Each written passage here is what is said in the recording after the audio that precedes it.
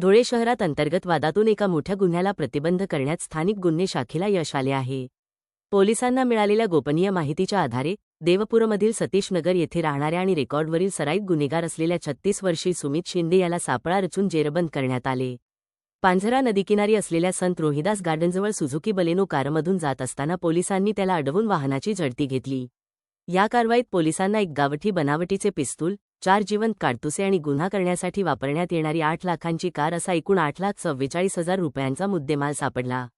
पोलिसांनी दिलेल्या माहितीनुसार आरोपी सुमित शिंदे याने मध्य प्रदेशातील उमरटी येथून हे शस्त्र आणले होते आणि अंतर्गत वादातून हल्ला करण्याच्या तयारीत होता. विशेष म्हणजे या आरोपीवर यापूर्वी धुळे शहर पोलीस ठाण्यात खुनाचा प्रयत्न, दंगल, मारामारी असे गंभीर गुन्हे दाखल आहेत.